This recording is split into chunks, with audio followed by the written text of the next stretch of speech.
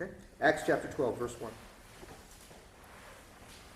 Now about that time, Herod the king laid hands on some who belonged to the church in order to mistreat them.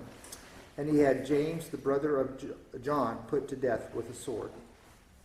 And when he saw that it pleased the Jews, he proceeded to arrest Peter also. Now it was during the days of unleavened bread.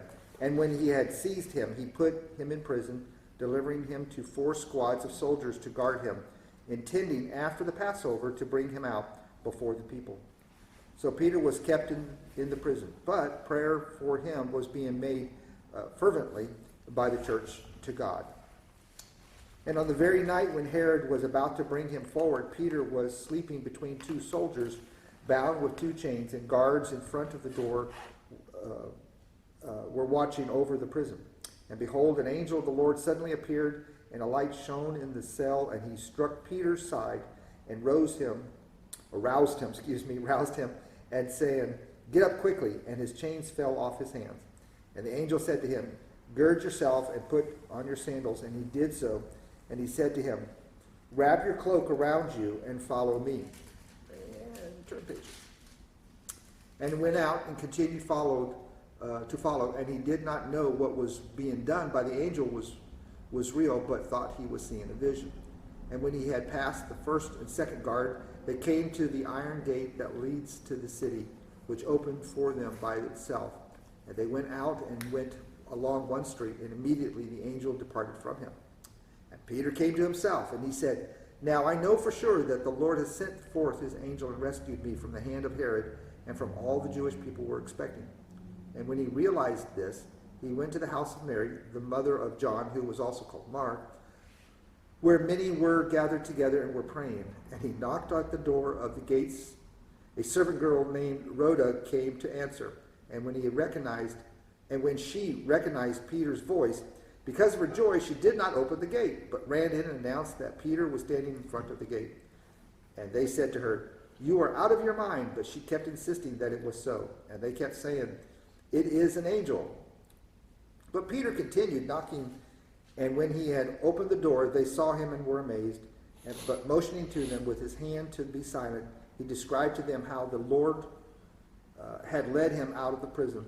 And he said, "Report these things to James and the brethren." And he departed and went to another place. And now when day came, there was no small disturbance among the soldiers as to what could have become of Peter. And when Herod had searched for him and had not found him, he examined the guards and ordered that they be led away to execution. And he went down from Judea to Caesarea and was spending time there. Let me go ahead and just finish the chapter out. Now he was very angry with the people of Tyre and Sidon, and he being, by the way, Herod.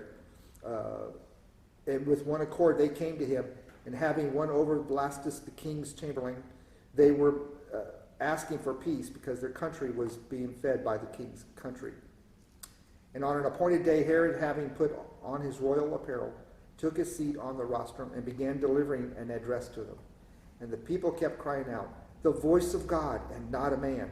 And immediately an angel of the Lord struck him because he did not give God the glory, and he was eaten by worms and died.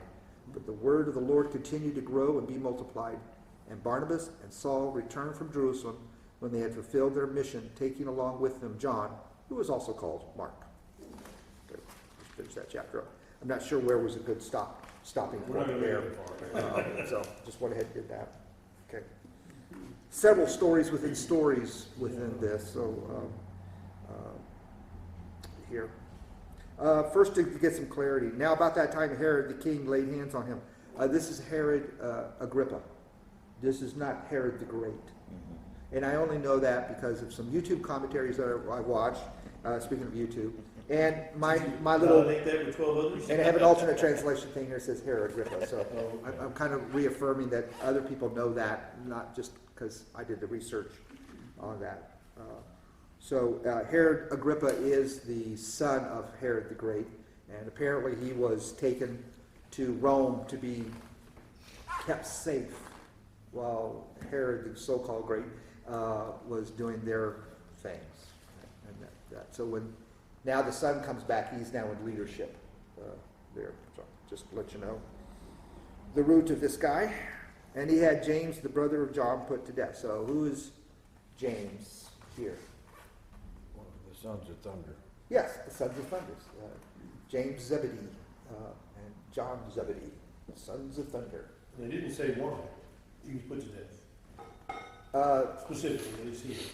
No, I think it was more of, ever since, if we've been reading up to this point, really the real persecution of the church kind of stopped after Saul converted. There's not really a whole lot of stories of persecution, and going on here. But I don't think that means that the Jewish leaders and the Jewish culture was pro-Christian. Well, it says that because it pleased the Jews. Yeah, exactly. So, and I'm presuming what they meant was not the common people, but the Jewish leadership. Because this is, what I'm assuming. this is the king. He's political, right? So every decision a king makes is political. It's how it affects him more than it is anything else. Excuse me. So it did put him to death. So this James, just a little bit, what's significant about James? And why is this significant? He was an apostle. Yeah, He was an apostle. Right. And not only was he an apostle, he was of the inner circle. Right? James, John, and Peter. Right? They were the lead singers of the band, right? They were in that inner circle there. He was there in the Garden of Gethsemane.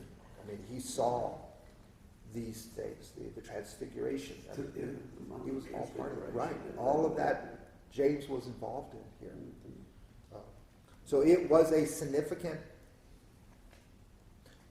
win for Herod, let's call it that, because this is a man of notability.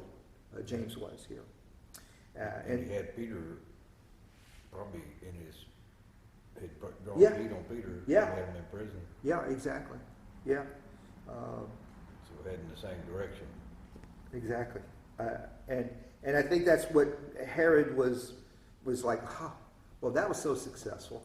Let's try it again. Let's try it again. Let's try it for a little bit bigger target now. I don't know why I'm thinking that Peter was a more popular, bigger target. I don't mean to necessarily compare, but I would just think he was more I outstanding. think that there's probably more written, seems to be, maybe I'm wrong, more written about Peter. Peter, right. His missionary zeal, whatever you want to call Yeah. it, Yeah. going out. Yeah. Everybody's going to get Peter, take him down a little. And I've never thought of Peter as a quiet, meek mouse kind of a guy, but as a brash, loudmouth, speak now and oops later, kind of guy. So much like Howard in a lot of ways here. So in 3, when Herod saw that it pleased the Jews, he proceeded to arrest Peter also. And then Luke puts in this comment about, now it was during the days of the unleavened bread, but then just a moment later it talks about the Passover. So just as a reminder, the 11 days, or the 7 days of unleavened bread, and Passover's followed right after that.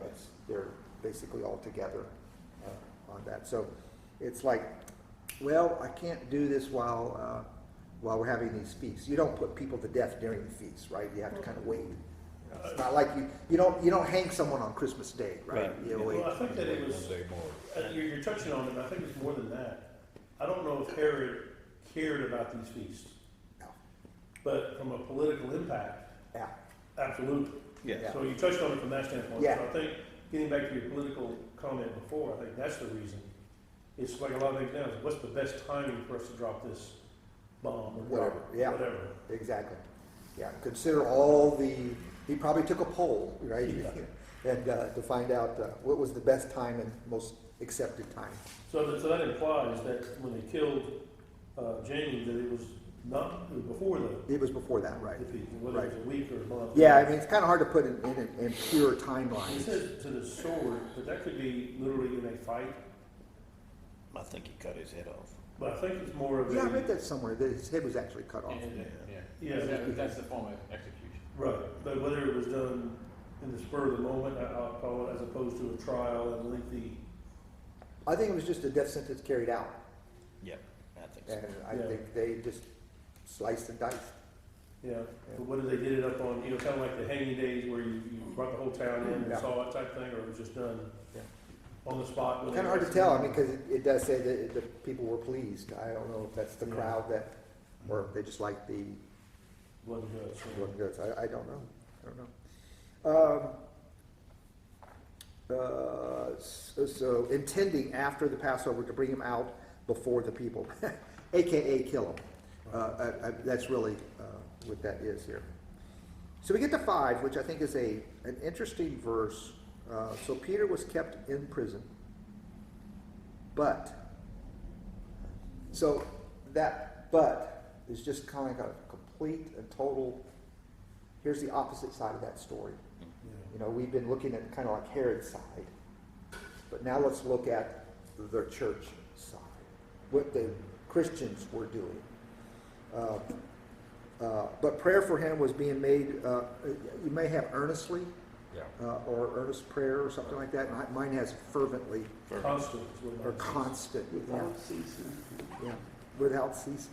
So, a couple of things that kind of strike me about that is that, but the Christians or the church didn't start a letter writing campaign, didn't put out picket signs, they weren't marching for the rights of, of people, or let's tell you what, let's boycott them, that'll show them.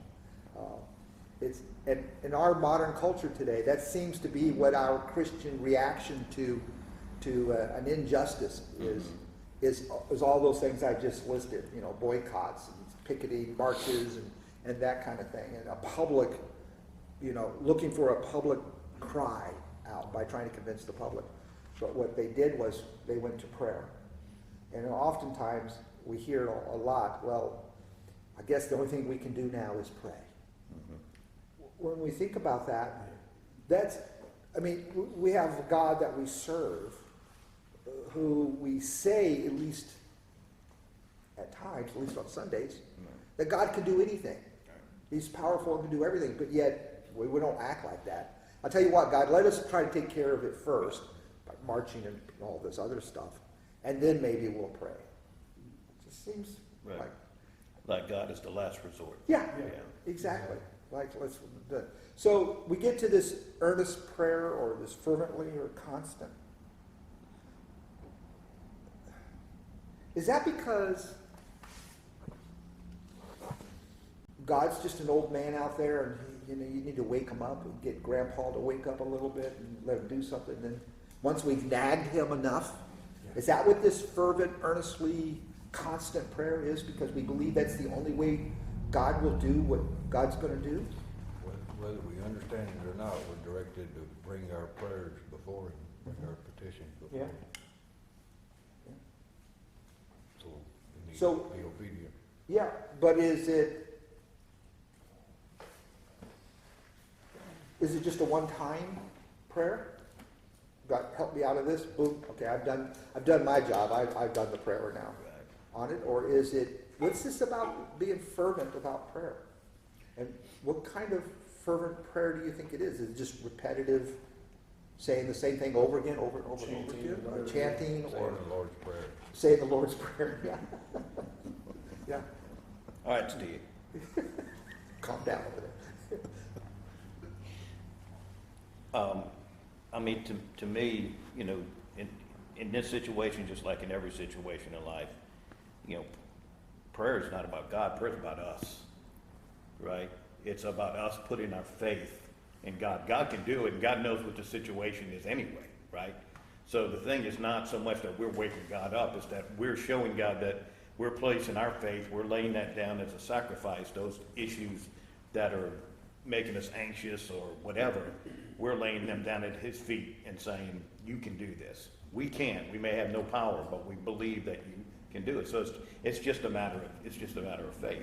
I think prayer in any situation is all about that. It's not about waking God up, or it's all about us. It's about us coming before him and saying, we can't do this. It's an Just like acknowledgement. salvation, right? Right. We can't, we have to acknowledge that we have no power save ourselves. Only he can do it. And in prayer it's the same way. When we go to him in prayer, we're laying down our abilities, and saying, God, you do this. That's why it's such a, when we think about going to God as a last resort, well, how much could we have saved? Time, effort, sweat, anxiousness, and everything if we'd gone to him first. Well, So- Yeah, but the problem is we, nowadays, we look at God as the genie. Oh, yeah. What if God says, no, it's time for Peter to go? Yeah. You see, that's the problem with our prayers, Yes. life today. It's not what he wants or his will. He chooses to step aside right now is what we want. God, my prayer is, I want this. You need to do this. And I think that's where we've corrupted prayer as a body. When they praying fervently, I gotta believe, yeah, they were praying for Peter, but prayer is a communication with God through the Holy Spirit. We gotta understand that. So That's prayer, whatever worship, it is. right. And you're right. Why do we do this? For our benefit. God already knows what's going to happen. And anxiousness. We need to understand prayer is to calm our anxiousness, even if things don't go our way. Right. And we got to get that. I mean, that's what this is all about. I mean, you're not going to twist God's arm and say, God says, man, all right, them people won't shut up. I didn't want to do it, but since y'all kept praying, I'm going to do it. Well, that's what the thought process is out there in the church today. That's not prayer. When you finally understand wisdom and knowledge, give me and help me Choose your understand. heart. That's the whole idea of the It's ferventness. wisdom is and that knowledge. it's your Yeah, heart. exactly. And to understand, hey, whatever you decide, Lord, I am with you. I mean, what he told Paul went 3 times for wherever it was. He didn't say, well, Paul. No, he said, Paul, I'm done. Let it go. It's not going to be solved. It is what it Move is. on. It is what it is. So I think we got to put everything in context and understand that's what this is all about. And I love what it's all about us really communicating with God to help us to understand what is his will. And it's not like God's name of this is, oh, it's time. I'm going to kill him. No, God's not a micromanager. He's a macro. And he's saying, you know what? The people have a choice. We'll let it, whatever happens is going to happen in a roundabout way. So I think we need to get that about prayer. Every time we pray, it reestablishes our role Yes. in the realm of things. Yeah, absolutely. And that's, Amen. that is Amen. purely at his will. Yeah. And And some people don't like that. You hear people today, they don't like that, man. They don't like that. I mean, I'm talking about Christians. I'm not in control. Is that what you're saying? Yeah, exactly. So do you believe this period of time is a time for us as Christians when we're praying for our will to change? Yeah. Oh, absolutely. As Amen. opposed to acknowledging Amen. that it's, Yes. we're transitioning, right, to the understanding that, you know what, this is, God, it's your will here. And making that decision, that breaking point that ultimately says, it's God. I want your will, Yeah. not my will. And actually, honestly, that's the hardest thing to do. If you got a loved one that's sick and you want them healed, to say, I'm no longer praying for healing. I'm praying for your will. That's what I want to see what that will is. Right. Well, either Not we- change it around. And this is where I grapple with it, but either we believe that there's another life after this or not. And that's what we really got, that's our faith. Because then you can turn everything around. And when you see people that are of our faith who are really strong in their faith, when they pass away, and what they say before they pass away, y'all understand, this is not all there is. Right. I mean, if you go to Deuteronomy, Psalm 82, in Deuteronomy 32, you can see where they're talking about another heavenly place. Either we believe it, y'all, or we don't. And I think the problem in the church today, we really, we say it, but do you really believe it? And yes, God was there with his, the spirits, whatever he created before us, they're still there. And that's where we're going. And we got to, that took a long time for it to sink in. I do believe there's another place. Amen. So we got to remember that. Okay, so let's remember in 5 about being this fervently by the church of God, this prayer that's going on here. This is not just a 1 o'clock hour we're going to pray, and that'll be the end of it. So remember that as we read the rest of the verses and how this overlays onto that. So in 6 it says, and on the very night when Herod was about to bring him forward, coincidence? I think not. Peter was sleeping between 2 soldiers. Now, a visual of mine, I've never thought of Peter in the bodily shape like a Howard, a real skinny little, little twig of a person, but rather this big, hefty, football player kind of, an Ira Wells kind of, guy Who's the that's fisherman? significant, right? Yeah, I don't know the what fisherman. to call him, Ira I've Wells. always, but if you know what I'm Yeah. saying, it's just a big guy, and you can just Traffic tell with it. And then between these guards, just kind of a visual picture of, they're all like maybe on an airline seat, Yeah. and all three are all just jammed up. It's kind of my visual here that they're not like in each one having their own king-size bed. So between two soldiers, bound with two chains, and guards in front of the door were watching over the prison. So we're talking well guarded, I think is, Yeah, you can't, there's no way. slipping out here, No. right? At least I don't think so. That's the backstory. That's what Luke is trying to describe here. And then he gets into this, an angel of the Lord suddenly appeared, and a light shone in the cell. So first of all, must not have been that bright of a light because the guards didn't wake up, right? Well, we assume, does your Bible anything say about the guards were asleep? They were just there. I mean, They were yeah. there, they didn't say anything about them asleep in a daze Yeah. or saw it and couldn't move? or- Well, there is in 6 says Peter was sleeping between. So I don't know if it was him sleeping Well, that's, or the guards were sleeping because he was sleeping. I don't know. But correct me if I'm wrong, because if they were guards, the guards should not have been sleeping. That's usually a court-martialable offense. you would think so. Yeah. While on guard. However, I also think, I believe I've heard that they're usually bound to a guard. The chains. The change is not just between shackles and Right. themselves, it's like, Right. I got a shackle between my ankle and Matt's, and then one from the Frank, and Right. I'm chained to them. Right. I don't know if that's the case or not. Well, it sure sounds like when we read through it. Yeah, and so if that's the case, either they have to unlock and lock the guy during their shift change, or they sleep with me as well. Yeah. So I don't know. I- Either way, it's. I think the description is it's hard to get out of possession here. That I right? agree with. Right? Yeah. It's just strange to me that the light shone in the cell, but the guards didn't notice it at all. At least it's not worded that they are. And what's really funny is, and does everyone have, and he struck Peter's side? Yeah. Okay, it wasn't, and he tapped Peter on the shoulder. But this one says a little different. What verse, Seven. and the light shone in the presence, no, I did say struck Peter, sorry, Yeah. because later on, I varied from what you said. Yeah. So maybe I'm reading too much into the word struck, but that's not a tap. That's a slap. That's a hit. That's a.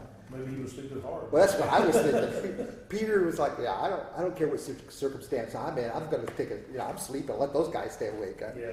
I'm bothered by the fact Peter is woke. Yeah. Well, he's witty this morning. Huh? He is. It's just raised up. I like it. I like the level. On It's the road just, this it's just great. That's all I'm gonna say. And it roused him. Mine says roused him. And the angel told him, "Get up quickly," and his chains fell off his hands. So, a miracle, yeah. Here, in modern day, could that actually ever happen today?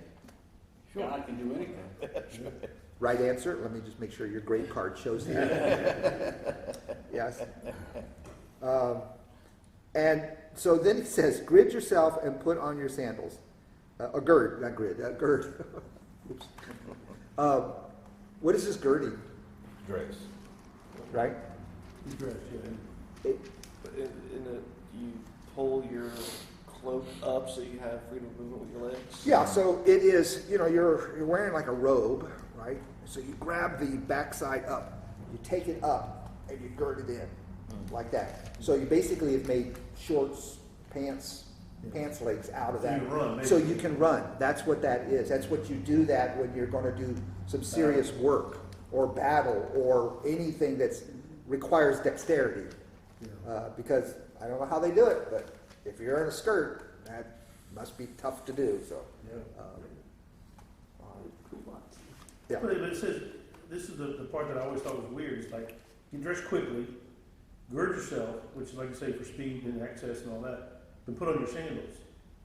So everything is done like, and why did he say that? Just get dressed? Or, Yeah. Let's go, and the implication is he got dressed, Yeah. So he's. What's the implication? He was undressed. Peter was currently Asleep, okay. asleep. But my point is that they're saying quickly and get dressed for a long journey, is another way of saying it. It might be the way I just thought that was kind of odd that they specifically said that, and why quickly? The angel, I can keep this guy's, my two guards asleep as long as I want. Take your time. Maybe it was about communicating a haste. We just need to get going. Yeah, but again, I don't know Why the delay, I don't know. Yeah, that's always, Well, I You mean, gotta it would remember- make a good story. Who's writing this? I mean, you gotta Right, understand, yeah. you gotta understand, people, this is not a zombie, this is Pete, this is Luke. Right. Just giving an account. So we gotta understand that Luke has a personality, just like if I would watch a movie and you watch a movie, we're gonna say different things about the movie. So we gotta understand, this is just, I It's think his way. sometimes don't read too much into the play-by-play, but Right. look what the play-by-play is telling you. I think we need to understand that. I mean, Right. that's all it is. Yeah. I mean, we can't go too deep because, to Yeah. me, the overall thing we should be noticing is, hey, he rescued Peter. B, the goal is how they were asleep somehow, some way God did that miraculously. Then he went down to first and second post, which had gauze. So it was a miraculous miracle by God. I think that's the there's overall no question meaning. about that. How we can say this, that, really, the overall picture is what happens is what I'm trying to say. yeah. Because again, remember, anytime we read something, that person's got their personality they're going to put into that description. The interesting thing here too is, that that's why I was kind of looking back to see. Remember what happened the last time Peter was in prison? He got out. Yeah. Because the True. angel opened the door Yeah. and let him out, right? That's right. So you can tell here by the description that they're saying is that Herod wasn't taking no chances with Peter Yep. getting out, right? So he Right. puts him between two soldiers, Yeah. puts him behind, behind locked doors and everything else, right? So that also probably tells me, why was Peter asleep? Because he knew what God did the last time. Because he was going out to be executed, right? But yet Peter could sleep because he had confidence in God, knowing, hey, he got me out the last time. That's good. He could give me, if it's his will, he'll get me out this time. And guess what? I love it. You nailed it. Guess what else Peter saw a little bit earlier? The resurrection. Y'all. Right. I mean, we got to put that in Yeah. perspective. Yep. That's why Paul, when he was saying, hey, it's time for me to go, he was running. They said he actually ran to where he was getting beheaded. He knew where he was going. Peter, you got these 12 apostles, 11, they saw the resurrection. I mean, think about the impact on their life.